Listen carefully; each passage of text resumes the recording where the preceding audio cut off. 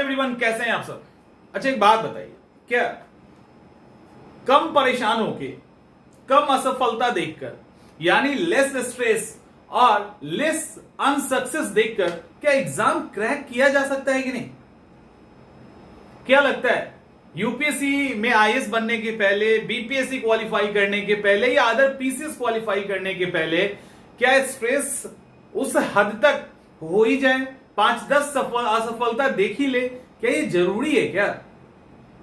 अब इसमें दो कैटेगरी होगी स्टूडेंट की, क्योंकि मैं कई बार जब कहता हूं ना कि स्ट्रेस फ्री होकर तैयारी कीजिए, स्ट्रेस फ्री का मतलब होता है लेस स्ट्रेस के साथ तैयारी कीजिए। स्ट्रेस फ्री का यह भी मतलब होता है कि लेस असफलता के साथ तैयारी कीजिए। क्या ये प्रैक्टिकली पॉसिबल है या नहीं? क्या चाहते हो कि एकदम टूट फूट जाए उसके बाद जाके हमें सफलता मिले? क्या चाहते हैं कि वो सफलता लास्ट टाइम में मिले? क्या उसके पहले नहीं? यहां पे दो कैटेगरी है स्टूडेंट्स की।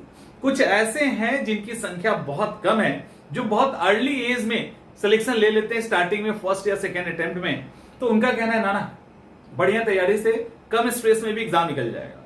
अब जो लगातार स्ट्रगल कर रहे हैं, जिन्होंने हो सकता है लास्ट में या उसके पहले या एक लंबे फेज के बाद तैयारी की, उनका जवाब होगा नहीं, तैयारी सफलता ऐसे नहीं मिलती है। सफलता के लिए तो एक लंबा स्ट्रगल और असफलताओं को झेलना पड़ता है, मजबूत होना पड़ता है, फलाना ढिमाका टाइप की चीजें।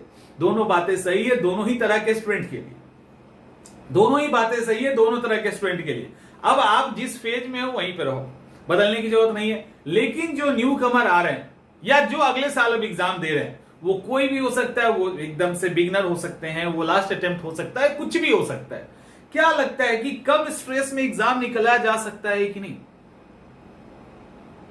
एक्चुअली बहुत कम स्ट्रेस में, बहुत कम तकलीफ में आप बहुत बेहतर रिजल्ट लेके आ सकते हो, और सपने तो पूरे होंगे यदि अगर लगातार आप दो काम करते हैं। तो पहला, आपके पास एक प्लानिंग होना चाहिए, ठीक है?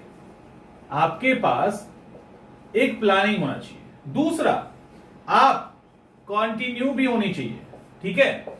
ये दो वो अस्त्र है, शस्त्र है एक्चुअली, जो आपके अगर पास रहा ना तो आपकी सफलता में बहुत देर नहीं है। और अगर सफलता जितना जल्दी मिल जाता है ना, सफलता जितनी जल्दी हो जाती है, तकलीफ उतनी कम होती है। क्योंकि हर उस बैड रिजल्ट के बाद जो आप लोग बैठ के रोते होंगे ना, जो आप ताना सुनते हैं, जो भी चीजें होती है वो बहुत तकलीफ देती है, उसका आगे की तैयारी पे निगेटिव इंपैक्ट आ जाता है। उससे बचना है ना, हमें एकदम स्टार्टिंग में ही रिजल्ट चाहिए।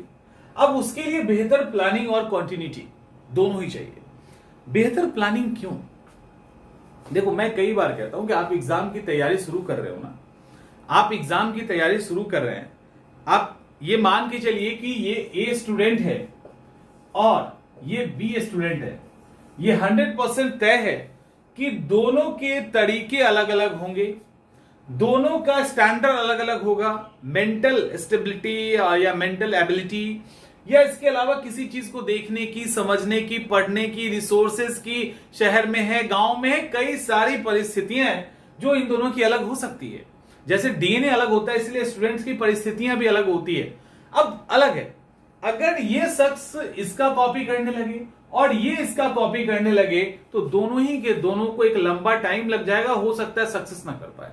और अभी यही ट्रेंड चल रहा है कि हम क्या करते हैं, कोई भी इंटरव्यू पढ़ लिए, किसी के बारे में जान लिए और उसको ब्लाइंडली फॉलो करने लगते हैं। एक्चुअली ब्लाइंडली फॉलो करने में ही नुकसान हो जाता है और हमारा एग्जाम निकल जाता है, साल दर साल निकलता चला जाता है और कुछ नहीं हाथ लगता।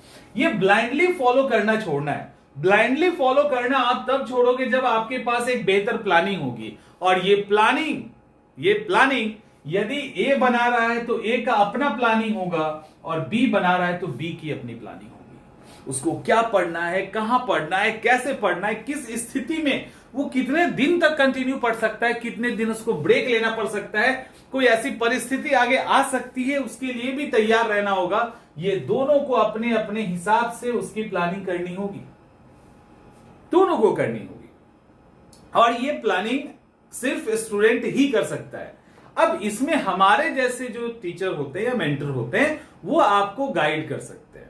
वो समझा सकते हैं आपकी स्थिति और परिस्थिति के अकॉर्डिंग। लेकिन चूंकि आप यूपीएससी और पीसीएस की एग्जाम की तैयारी करना चाह रहे हैं, तो इतनी मैच्योरिटी आपको दिखानी होगी कि आप अपने सिचुएशन, मेंटल स्थिति और फैमिली या सोशल स्थिति के कारण क्या आपके लिए बेस्ट होगा आप समझ सकते हो। उसके अकॉर्डिंग अपने पढ़ाई को सबसे पहले प्लान कीजिए।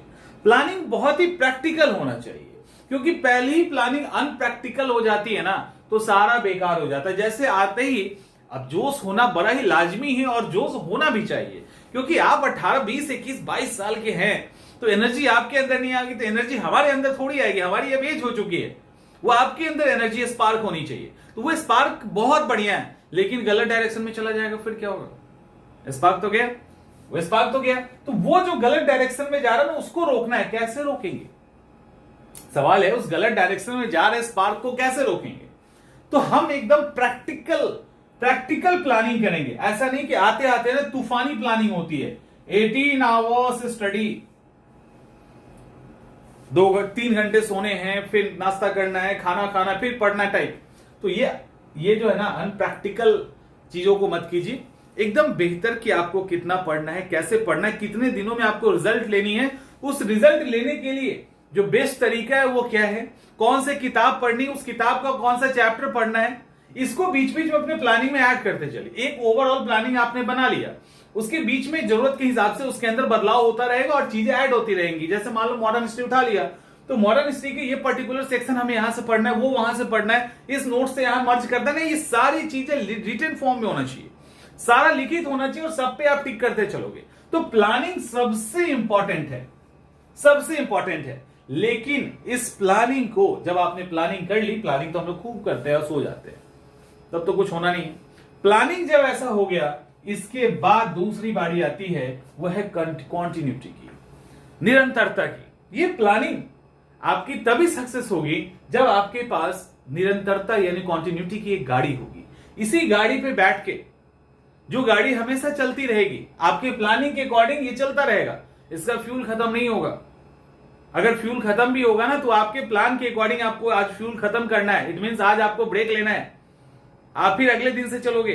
तो वो आपकी प्लानिंग के अकॉर्डिंग, अगर आप उस पर कंटिन्यू काम करेंगे, बिलीव करके ना कि हमने जो प्लान किया हमारे लिए बेस्ट है, और उसको रेगुलर आप फॉलो करेंगे, तो सफलता 1 साल बहुत होता है, 6 मंथ्स बहुत होते हैं। और ऐसे 1-2 नहीं, सैकड़ों एग्जाम्पल हर साल आपके सामने आते हैं और चले जाते हैं, लेकिन हम इनको फॉलो नहीं करते। हम इनके किताबों को उठा लेते हैं, उनके तरीके को कुछ कुछ देख लेते हैं, वो सब ठीक है, लेकिन उनके अंदर जो लेने वाली चीज है ना, वो लेने वाली चीज है उनका डेडिकेशन, उनका वो जो कंटिन्यू है। वो कई बार आपने सुना होगा ना कि कई बार बहुत सारे जो सिलेक्टेड ऑलरेडी है, टॉपर जो हैं, उनको टाइम नहीं मिलता था पढ़ने का, लेकिन चूंकि मान लो आज टाइम नहीं मिला, उनको अपनी चीजों को कंटिन्यू रखना है, तो 10 घंटे की जगह वो 1 ही घंटे पढ़ाई की, लेकिन उन्होंने पढ़ाई किया।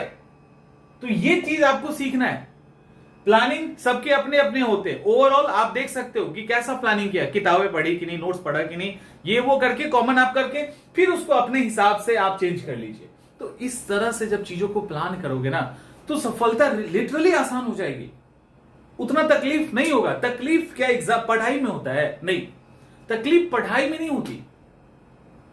तकलीफ होती है जब हम अनसक्सेस कर जाते हैं, तकलीफ होती है जब हम मेहनत करते हैं और सही डायरेक्शन में मेहनत नहीं हो पाता, वो मेहनत ब्रेक हो के होता है, तो फिर रिजल्ट पे ब्रेक लग जाता है, उस समय तकलीफ होती है। हमने इतना मेहनत किया था, लेकिन पलट के देखेंगे ना, वो मेहनत क्या बिना प्लानिंग के था? क्या वो मेहनत बिना कंटिन्यूटी के था? क्या था? अगर प्लानिंग बिना कंटिन्यूटी के और कंटिन्यूटी बिना प्लानिंग के होगा तो फिर बेकार है। आप किसी भी डायरेक्शन में कंटिन्यू हो जाएंगे अगर प्लानिंग आपके पास नहीं है, ठीक है? प्लानिंग अगर नहीं है तो किसी डायरेक्शन में कंटिन्यू हो जाएंगे, और प्लानिंग और कंटिन्यूटी नहीं है तो फिर प्लानिंग आपका आगे बढ़ेगा ही नहीं, वहीं पे टूट फूटता रहेगा, वहीं पे बदलाव होता रहेगा। तो ये दोनों चीज बहुत ही जरूरी और बहुत अहम है कि आप इनकी गाड़ी पे सवार हो जाएं और इन दोनों को एक साथ आप लेके चले। तो लिटरली 1 साल, 6 महीने से 1 साल ना काफी है। और 6 महीने से 1 साल का जो पढ़ाई का बर्डन होता है ना, स्टार्टिंग वाला, वो बर्डन नहीं होता, उसमें आप फ्रेश आते हैं, आपके गार्जियन का फुल सपोर्ट होता है आपको।